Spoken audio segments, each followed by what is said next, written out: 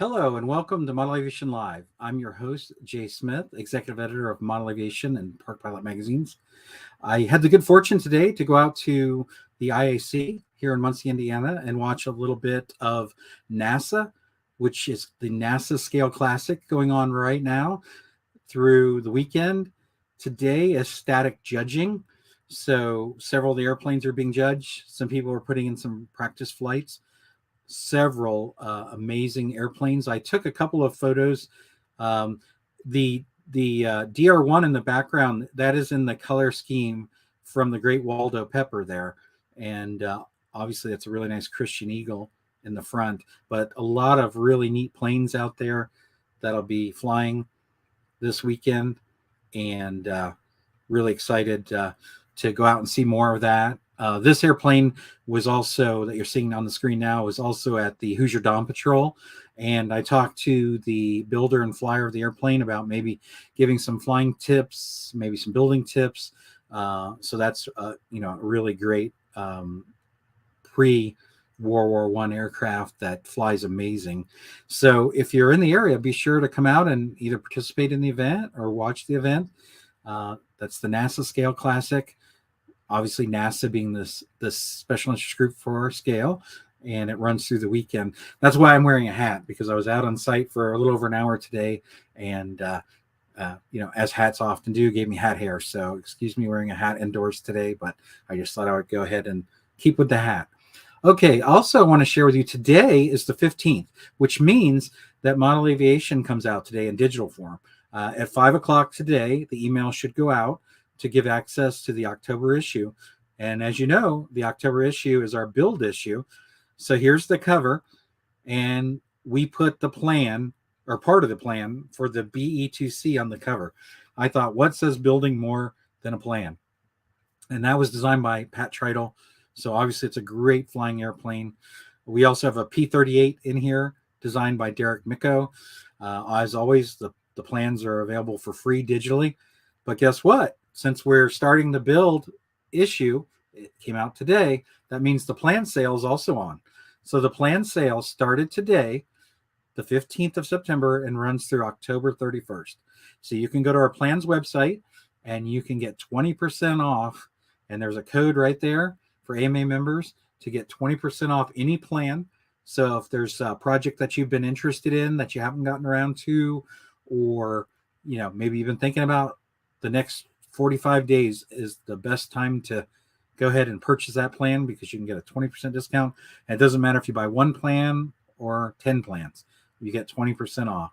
So be sure to check out our plans website. I hope you find some neat projects. And as I said, we're going to give you 2 new projects in the October issue. One from Pat, as we mentioned on the cover, and then a nice P-38 from Derek Micco. So definitely some things to look for in that that issue. And obviously the whole issue is dedicated to building. And also, we usually talk mostly about things related to model aviation, but you're probably aware that Park Pilot Magazine is going to cease with the fall 2023 issue, and some of that content will find its way into model aviation. So I thought it was kind of fitting for this show to have the gentleman who started Park Pilot as the editor and has written for Park Pilot Magazine ever since. So he's written for the magazine for as long as Park Pilot's been around, which is 15 years.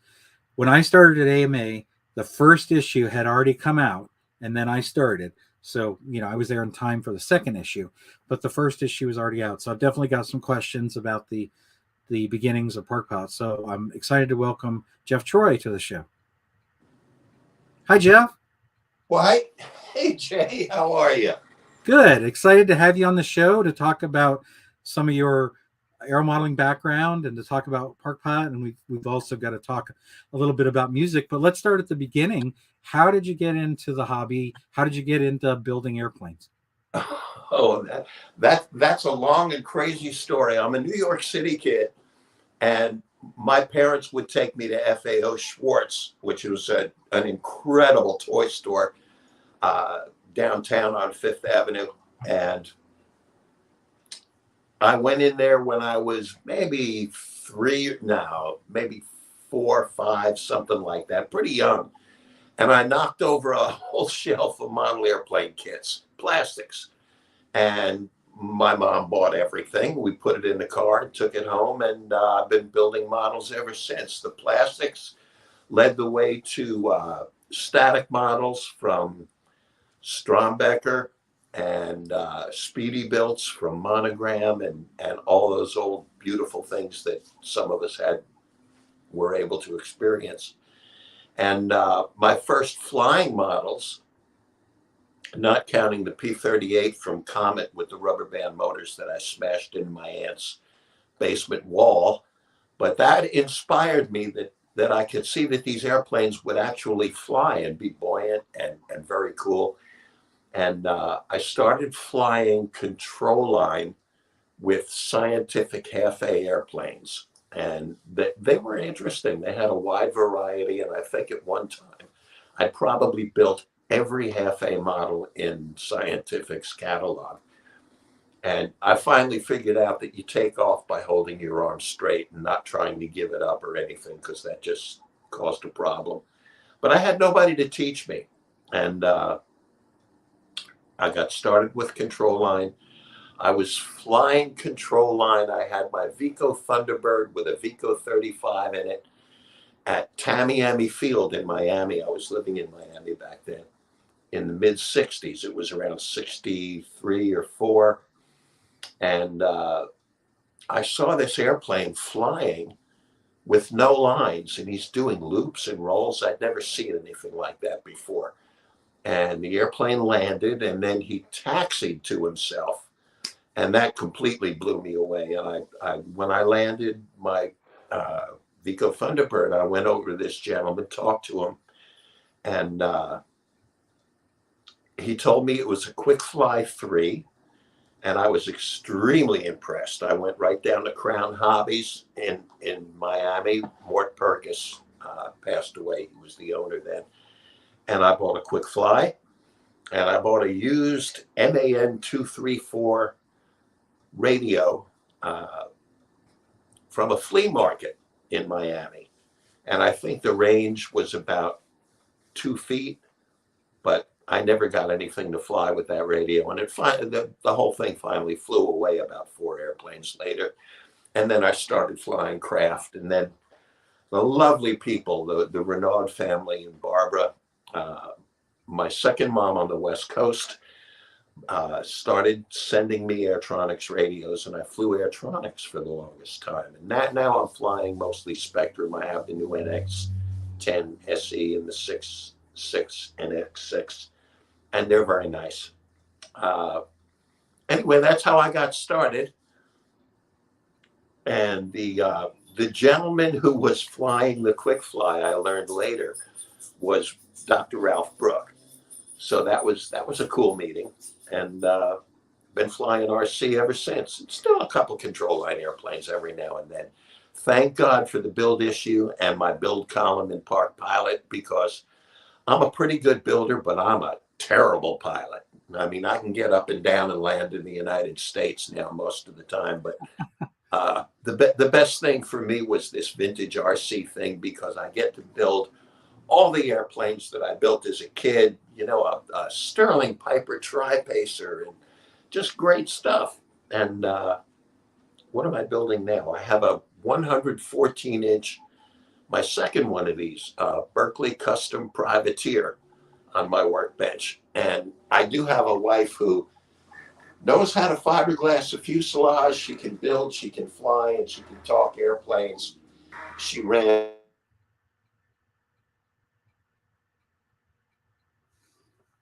Well, it looks like we lost Jeff there for a minute, so we'll bear with him for a minute to come back on with us.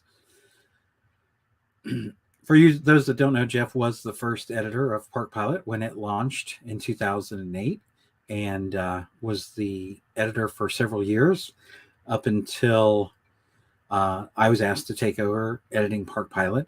He is featured in the... So that's kind of fun. Jay, are we still on? Is everything good? Yeah, we lost you there for a minute, Jeff, but you're back. Okay. I was talking about the Berkeley Privateer. Did that come out? Yes. Yeah, okay. So I'm building this thing with a 9.5 foot wing, and there are 4 sections to the wing. It's a poly wing, so it's pretty easy to do on a 3 foot building board, and that's what I'm doing: 2 3 foot and 2 2 foot sections, and then there's the tips and stuff. But I'll join it down on the workbench, and the 8 foot fuselage will have to be built on the bench. I can't do that a 3 footer. So what would you like to talk about, Mr. Smith? What's up? Well, I'd like to talk a little bit about writing. So you wrote at least a couple of books. I own one of them, and you're quite good at covering. So how did that all come about? Well, the books were actually I would owe that whole deal to Doug Pratt. When Doug was at AMA, I was working for AMA in public relations in Reston, and I was there for 3.5 years. Doug Pratt was, I guess, the equivalent of the IT guy now. I think he had something to do with public relations. He was probably the media guy who got all the magazines together. And Doug liked my writing and recommended me to Rob Gurman at Hobby Merchandiser to do some articles for an international trade publication. Now, consumers don't read Hobby Merchandiser, not usually. It goes to dealers and manufacturers and distributors and other people who are in the industry end of the hobby rather than the user end. And after a few years writing for Rob, I ended up being the editor in chief of Hobby Merchandiser. I did that for a while, and Doug put me on to his people at Motor Books International. Or no, I'm sorry, it was Tab Books, and suggested that I do an article on finishing, rather a book, and they thought it was a good idea. And the book came out, I believe, in either 89 or 90, and it was called The Sport Flyer's Guide to Building and Finishing Flying Models, or just model airplanes, because Sport Flyer obviously meant you're going to fly them instead of just static display. And it covered everything from silk and dope, silk span, and fabric coverings, iron on, film coverings, iron on, and I showed you how to do it all and tried to explain that all the coverings are different and they each behave differently.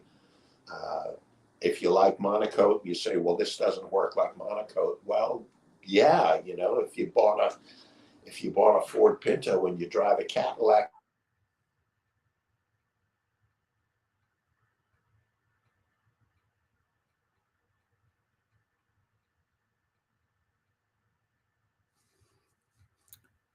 Jeff, it looks like you've been muted somehow.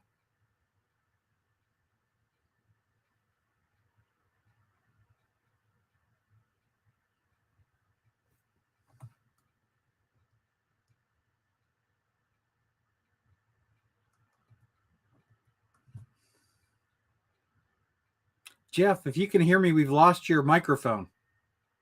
We can't hear you.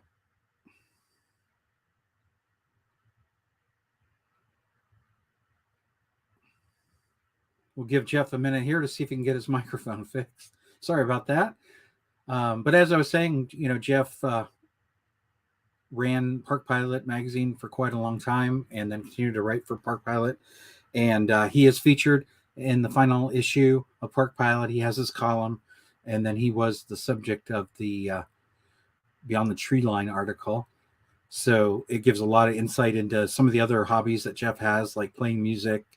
He's into go-kart racing, vintage go-karts. He has a reproduction car you can see there. You can see him and his daughter with the go-karts. There's a picture of Jeff on the right page on the top left in the 60s.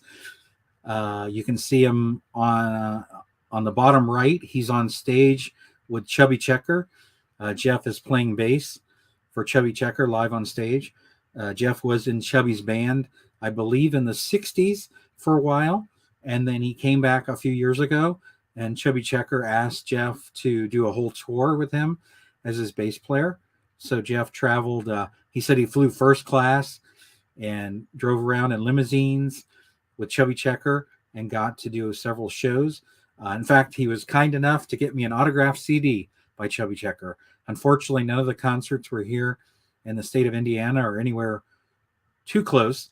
So Jeff was kind enough to get me a signed CD by Chubby Checker during that tour. I think they did about 12 or so concerts.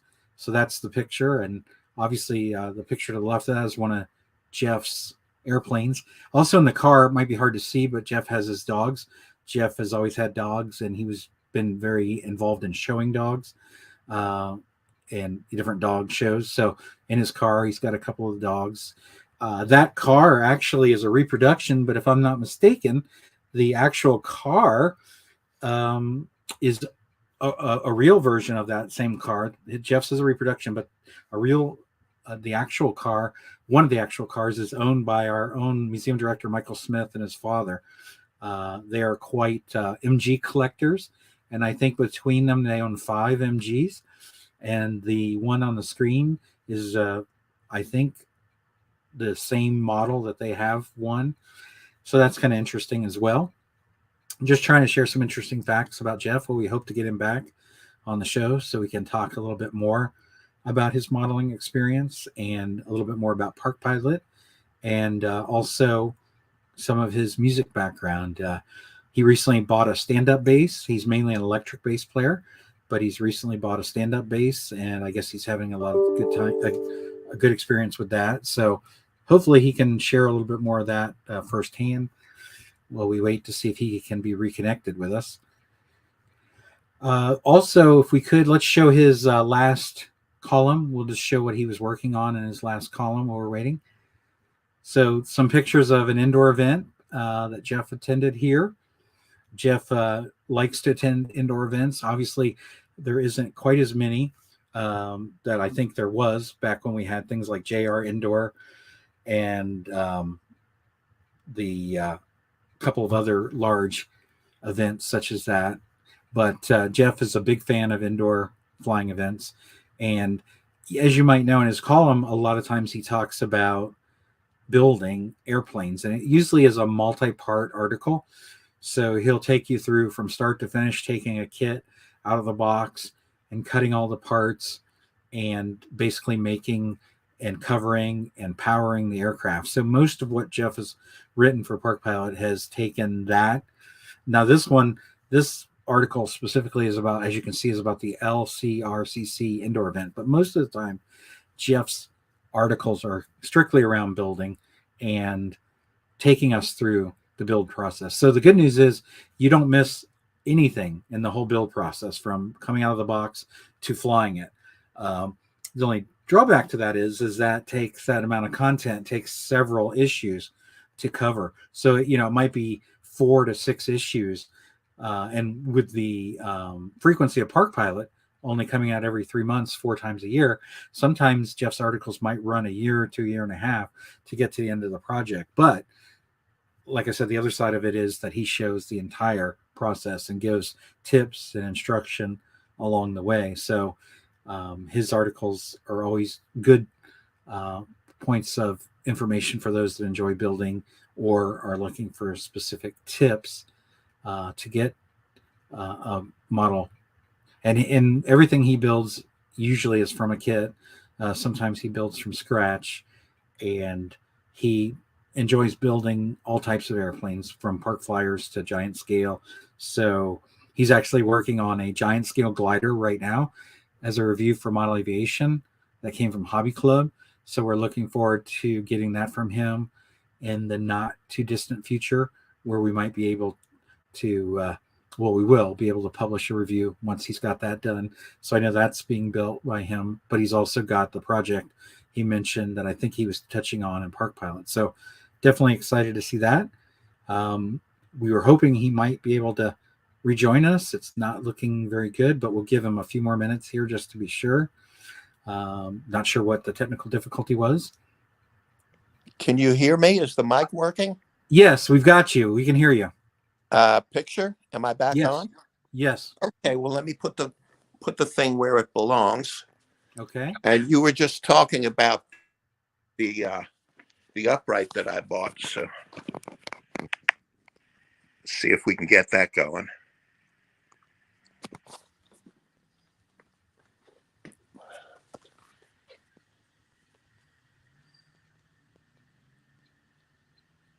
I need to get it the other way. Okay.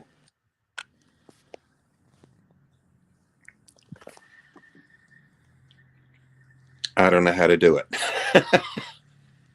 Well, the good news is we're able to see you. Okay. I can hear you. Well, let's get that done.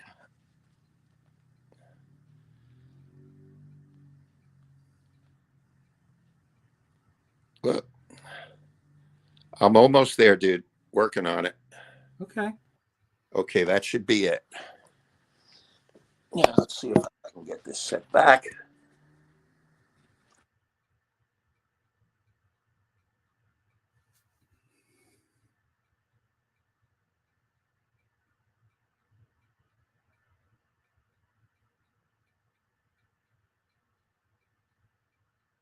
It looks like Jeff might be having additional technical difficulties. We'll see here in a moment.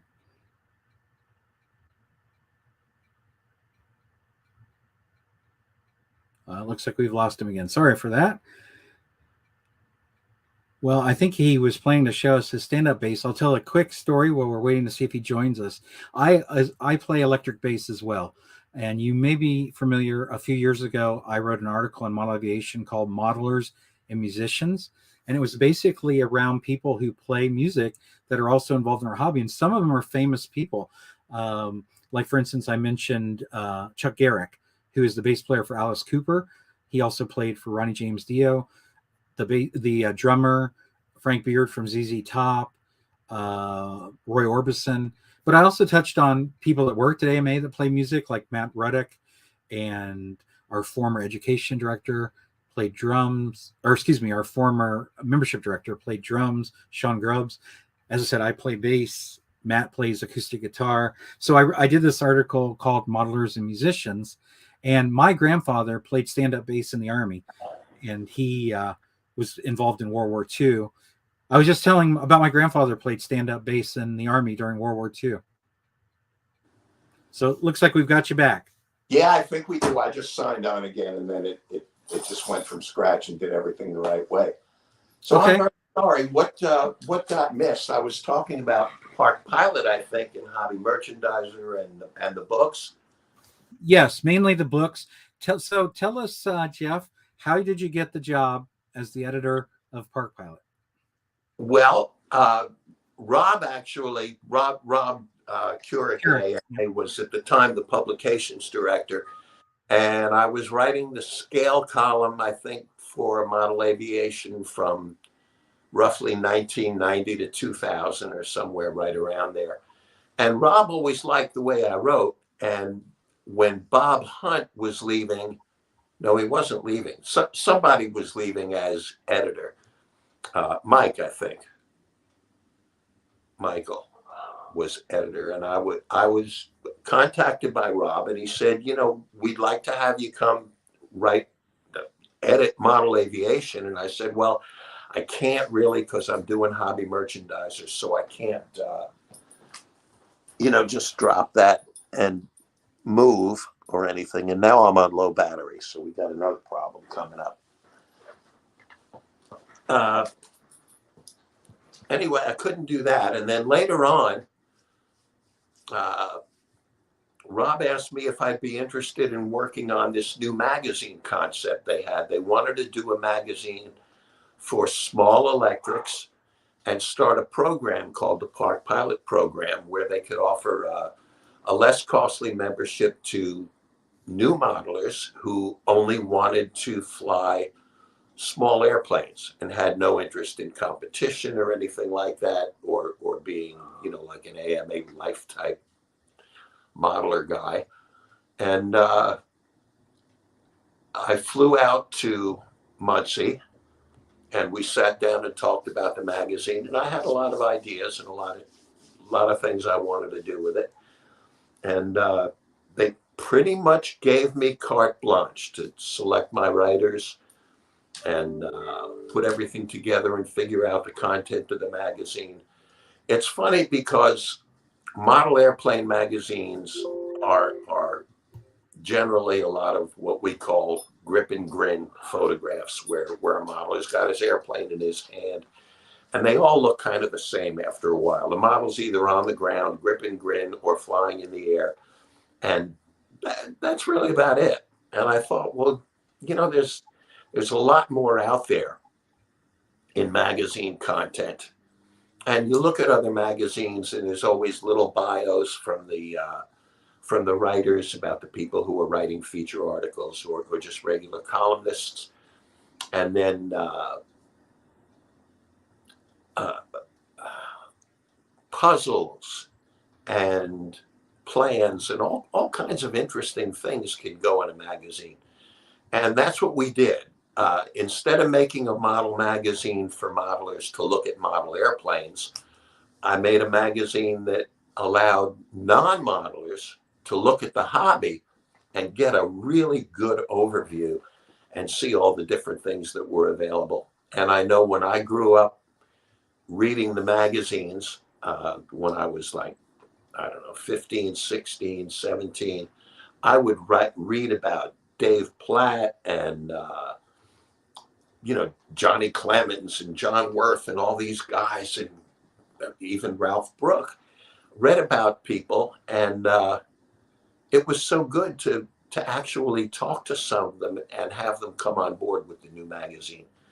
So anyway, Park Pilot came out in 2008, and the first issue was pretty exciting. It was very different. The AMA Council liked it, and I was on as editor-in-chief, and I did that until they brought the magazine in-house. And I had a lot of fun with Park Pilot. Between Park Pilot and Hobby Merchandiser, I knew everybody's business, the whole industry, and not just airplanes. I knew who was hanging out with who in trains and plastics and RC cars and helicopters and everything, and got to meet everybody. And it was really nice. Great experience. Fun. Glad I did it. Still doing it. Yeah, absolutely. Yeah. So looking back, I mean, I think that Park Pilot Magazine was quite a success. And I remember, Jeff, that you told me that you were putting out a magazine for somebody that might fly airplanes one day and play golf the next. And I always felt like personally that Park Pilot was a great magazine to take with me when I was traveling to flying events or trade shows, because if someone showed interest in aero modeling, but they weren't currently a flyer, it was a great magazine to give them, because sometimes I felt like giving them model aviation might scare them a little with, possibly turbine jets, and there's so much content. But I felt like Park Pilot was a great, a great first step for them. So looking back, Jeff, is there anything you would have changed, with the hindsight that you have now? Would you have changed anything about it? Or are you happy with it the way it turned out? I'm happy with the way it started. I think the new magazine, recently, after it was brought in-house, became less of an entertainment vehicle and more of a model airplane magazine. And I understand why that was done. Every now and then I get a call from somebody or an email like, oh, why is your daughter writing for the magazine? It's nepotism, and why is this and why is that? And I would explain that, one of the things AMA always tells you is to go out and promote the hobby to people, try and get new people involved. As I said before, my wife can build and fly and was very involved in soaring competition. And my daughter can build and fly.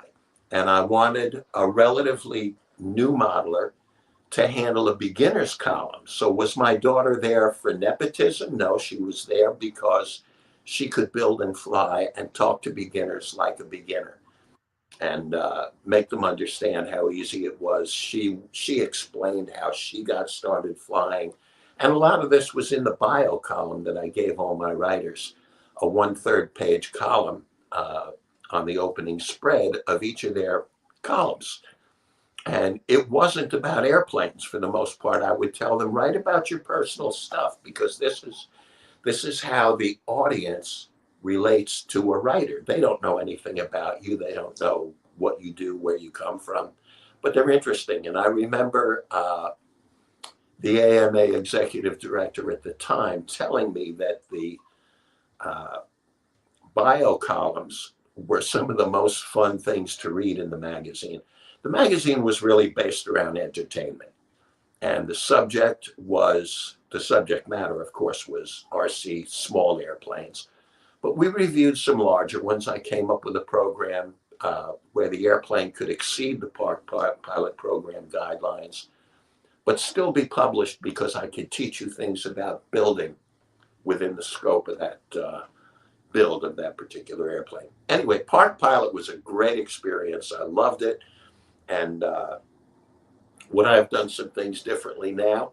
Yeah, but not too much. I'm very happy with the way the magazine was and the way the magazine is, and I'm hoping the way it will be when pieces of it are incorporated into Model Aviation. And I hope you're going to give me plenty of articles to write because I love it. And what else, Mr. Smith? Well, I did mention when we lost you there that you are currently working on a giant scale sailplane project for Model Aviation. I am. It's a wheel, I believe, or while. I'm not quite sure how to pronounce it. It's a 109-inch dihedral. It's not a polyhedral airplane, and should be a lot of fun to fly. I haven't done any soaring for quite a while, but I still have my original Davy winch and Davy retriever, and that makes soaring a lot of fun because you don't have to run for the chute. You can, if there's no Boy Scouts around to chase the chute, you can just use the retriever and bring it right back and get an airplane in the air every minute. Very cool system. So yeah, the wheel looks like a beautiful project. It's a laser cut kit that Hobby Club is importing, and I can't wait to get started on it. I'm all set. Got to clear the workbench. Another thing that I touched on while we were waiting for you to rejoin us, we showed your tree line from the latest issue, and it had some photos in it. One of them was you on stage with Chubby Checker. So, I always find it interesting to talk about that. I mentioned that we had done the article that I wrote called Modelers and Musicians about people that played music. So tell us a little bit about your, how did you meet Chubby Checker and how did you get to play with him? Well, my band was a trio. No, actually, we were four pieces at the time, and we were playing some toilet bar in New Jersey. And this was around 1964, maybe give or take a year. And Chubby was not really relevant anymore because the Beatles were out and bands were starting to have long hair, and the twist and Let's Twist Again, the Hucklebuck and the limbo rock, all that was not really a happening thing. And Chubby was the guest star for the weekend, and we had to back him up, which we did. And of course, I knew all those songs and everything, so the shows came out beautifully with no problem. And Chubby asked me if I would like to be his musical director and have the band join him on tour. So we played through Canada and the United States and everything back in the 60s with my brother Jay on bass. On guitar, Danny Seidman on the organ, Paul Allen from Miami, but a friend of mine from New York, been in many bands with me. Paul on drums and myself on bass. Yes, I was playing a jazz bass back then with a couple of Sun 2000 S amps. So we had a great time playing. And a funny story, we were recording in Philadelphia. Look, one of my setters just knocked over the phone. So we were recording in New York, and it was a session for Bachman potato chips because they wanted to do something different, and the thing was a different twist on potato chips, and they had Chubby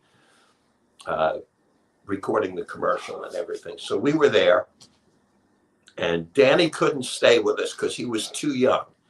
He was only 15, great organ player, but he was only 15, and we had to record actually the shows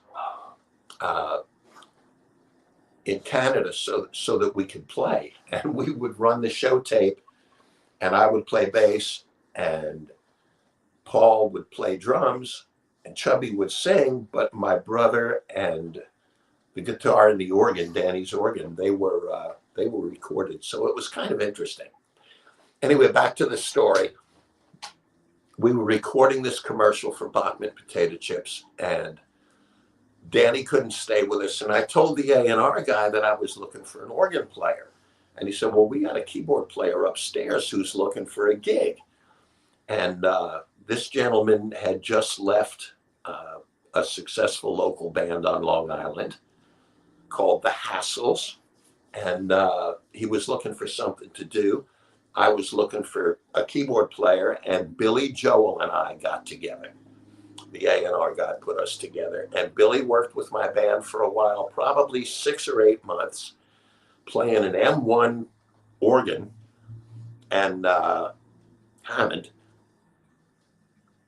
And he was just brilliant. I can't even begin to tell you how funny this guy was, how smart, what a great player, great singer. Everything about the guy was pure talent.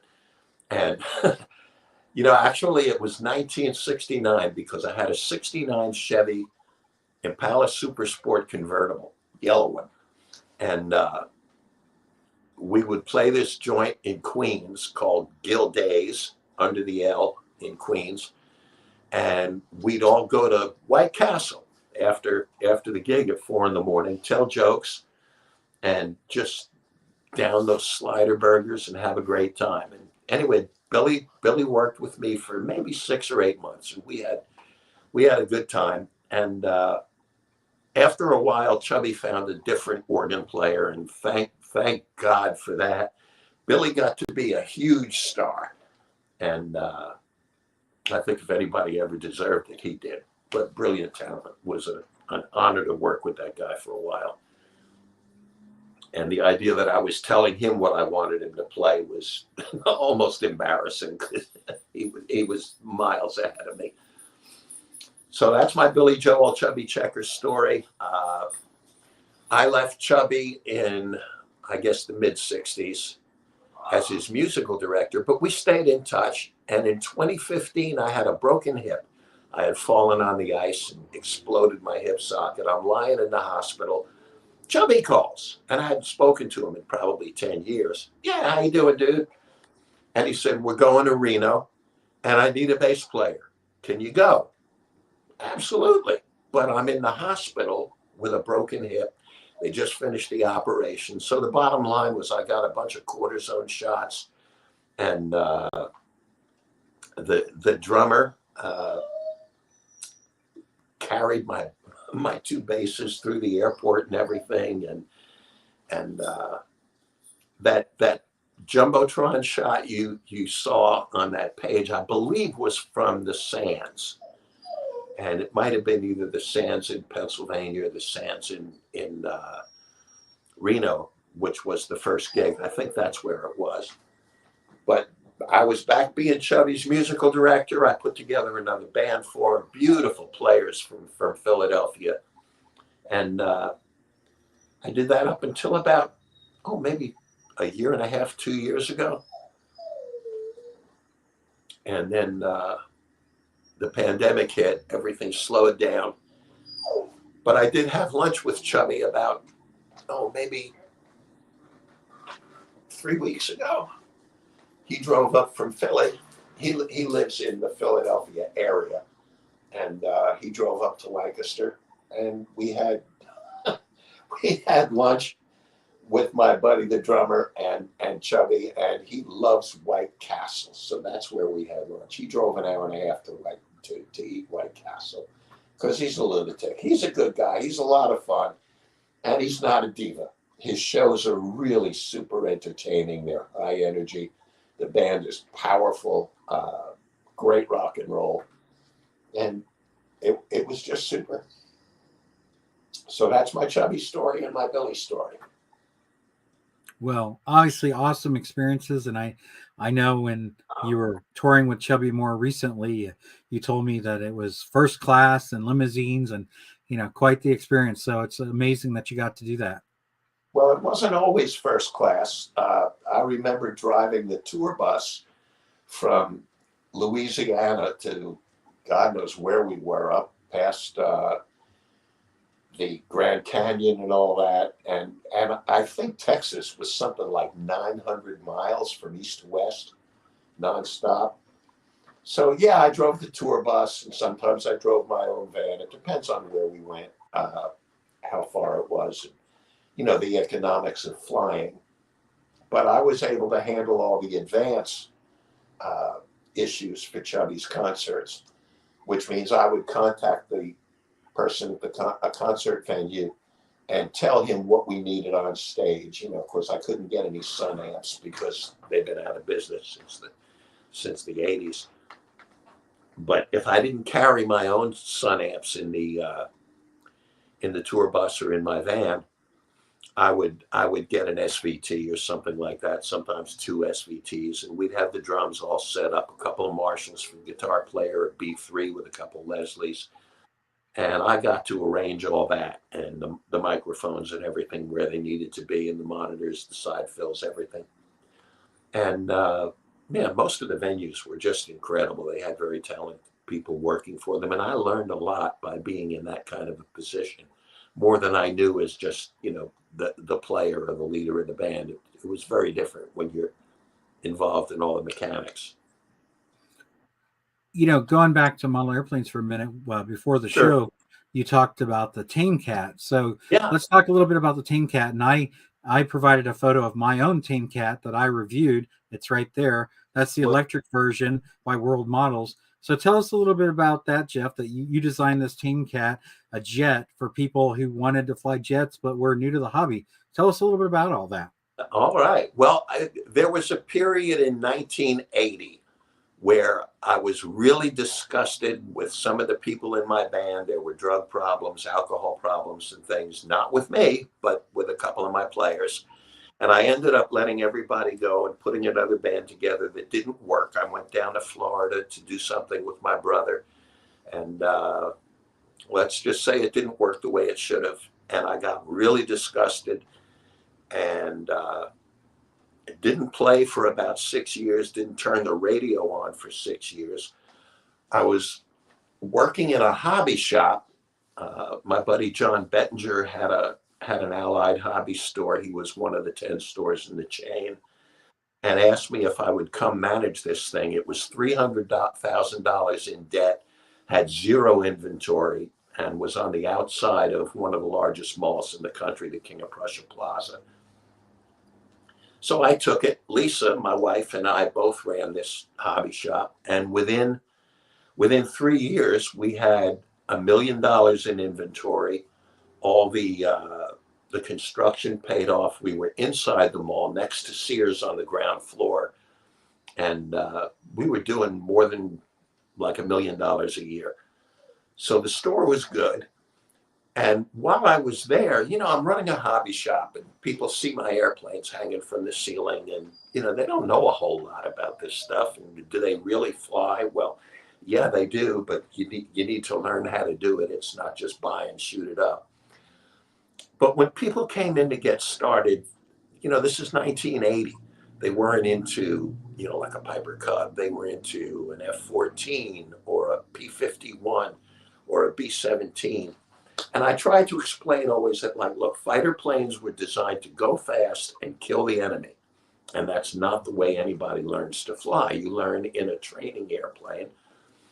And yeah, maybe it's more advanced than a basic, simple 3-channel model. But I said, why doesn't somebody design a trainer that doesn't look like a trainer, that maybe somebody would be interested in buying more than an ugly square box with wings? And I said, well, the industry's never going to do it because a trainer needs to look like a trainer. And I said, well, it's just me here in the store, so I'll do it. And I started mapping things out. And what I did was average the numbers from the 3 top trainers of the day, which was the Eagle 6.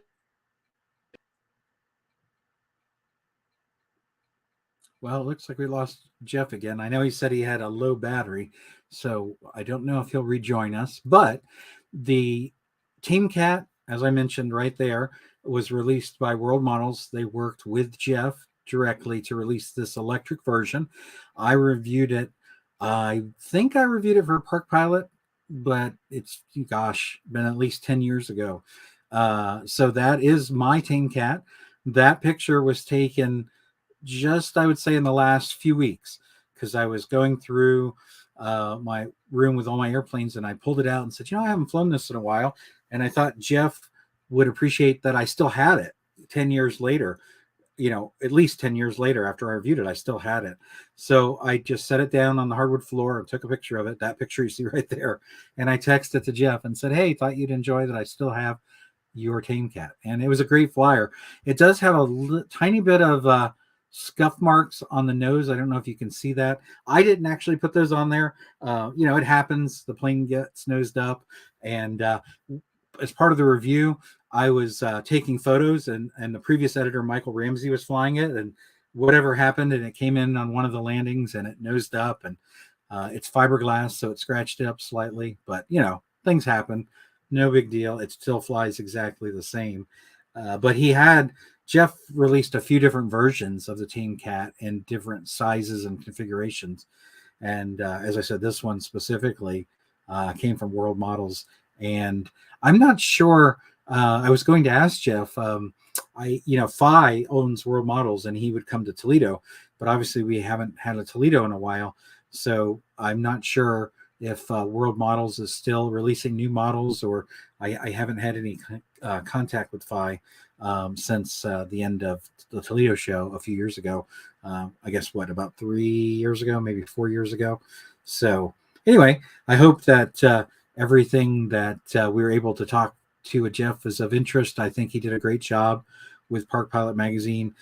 And, we're sad in some regards to see it go as a standalone magazine, but we're excited to put that content into Model Aviation. And what that means is that everyone will benefit from that content. Because obviously, if it was in Park Pilot, you only saw it if you subscribe to Park Pilot. So by putting that content in Model Aviation, you will see it if you're a Model Aviation print subscriber or a digital subscriber or both.